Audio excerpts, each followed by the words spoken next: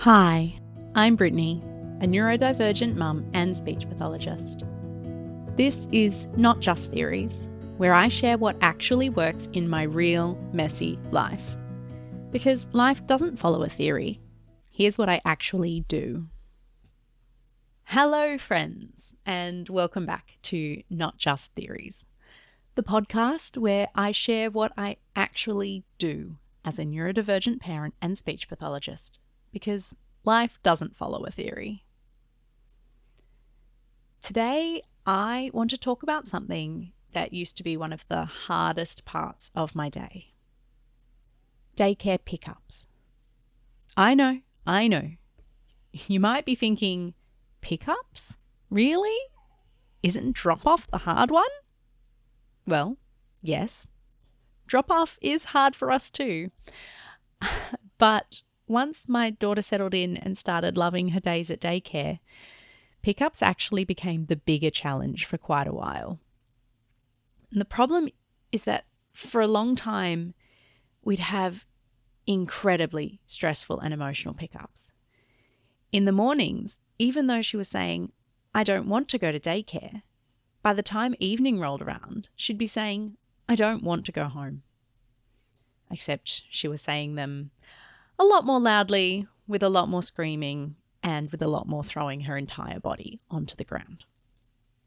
At first, it really confused me because how could she not want either home or daycare?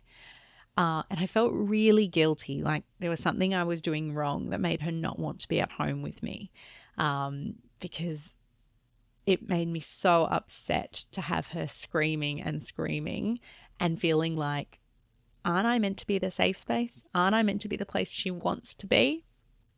But finally, it clicked for me that the problem wasn't daycare or home. For her, the problem was the transition.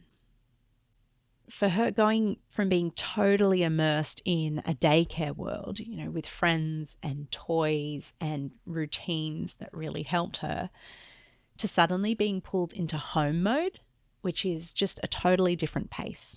There were different people, different expectations, and we had some really epic meltdowns before I understood this. There were days that she was still screaming and crying at the gate to get back in after the centre was closed. The staff had all left and we were there 30 minutes later, still just trying to work out how to get her home. There was one day I honestly thought she was going to break the gate. She was shaking it so hard. So clearly what we were doing was not working. The first change that we made was the timing. I realized that my daughter really cared about the daycare routine, especially the end of day snack time.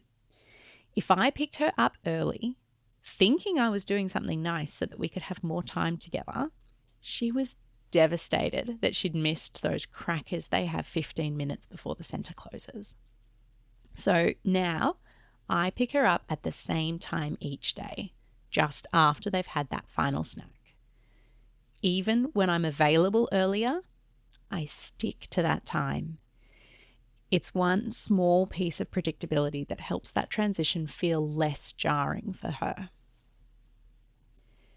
This helped a little bit, keeping it a little bit more consistent, but by far the biggest change that we made that made the most difference was adding a little bridge between daycare and home. Obviously not a physical bridge, although that would be amazing. What we did was started bringing just a small snack, bit of cut up fruit usually, and instead of just heading straight home, we sit outside the centre and we eat together. Helpfully, the centre has a no outside food inside rule for allergy reasons, so my daughter has to come outside to eat the snack.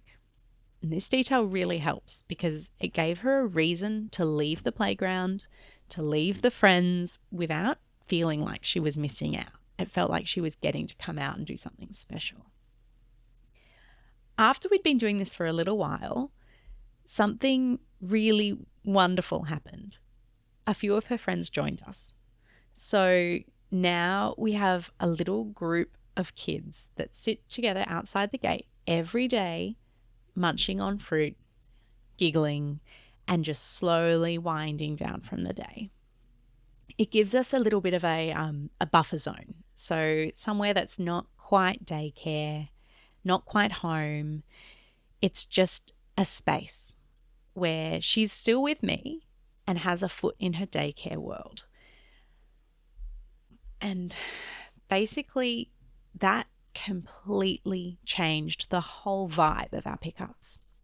Rather than rushing from one world to another, changing expectations, changing where she is, changing who she's with all at once, she has time to bridge them where we're all there together.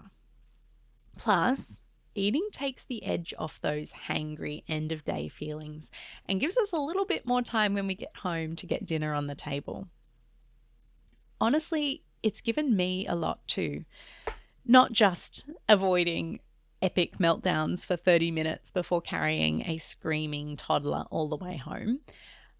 It's actually given me the opportunity to meet her little friends, to get to know who they are. So when she tells stories about what happens at daycare, I have faces to go with the names. I've also met their parents or carers.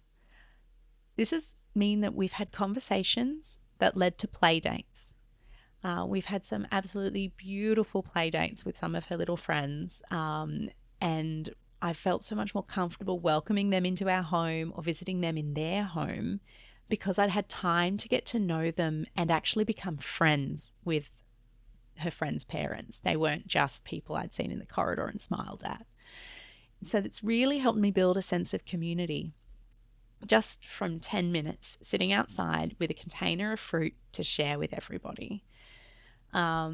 This sense of community and building of a little village has actually been so nice, because I didn't grow up in Sydney, and I don't have friends nearby who have kids the same age. So this has been my way of meeting other parents with kids the same age as mine who live locally. We've been able to go to the park together. We've been able to join a little dance class together. And I don't think any of that would have happened without this time together outside, just eating some simple cut up fruit. So the benefits have just been enormous, and it's such a simple thing for us. I don't think if somebody had told me just take a snack to daycare pickup that I would have realized just how much of a difference it would make, because it's not about the fruit, it's about the time and that bridge, and really easing that transition. And I just think, wow, why didn't I do this sooner? So, to summarize, here are some key takeaways. Sometimes the tricky part isn't where your child is. It's that transition between places. For us, predictability helps. Keeping the pickup time consistent can reduce disappointment over missed rituals. Adding a little bridge between worlds can give kids a bit of time to adjust and help them feel calmer. And those rituals can even lead to new connections for parents and a building of the village that we all so desperately need. So, that's how we've made daycare pickups calmer, less stressful, and actually kind of nice. If you've found a pickup routine that works for you, I would love to hear about it. Come share your tips or photos of your post-daycare rituals with me on Instagram. You can find me at Not Just Theories. Thanks so much for listening to Not Just Theories. I really appreciate you being here. If this episode resonated with you, the best way to support the show is to follow, leave us a rating or review, or just share this episode with someone else who you think might find it comforting or useful. I hope to see you back here soon.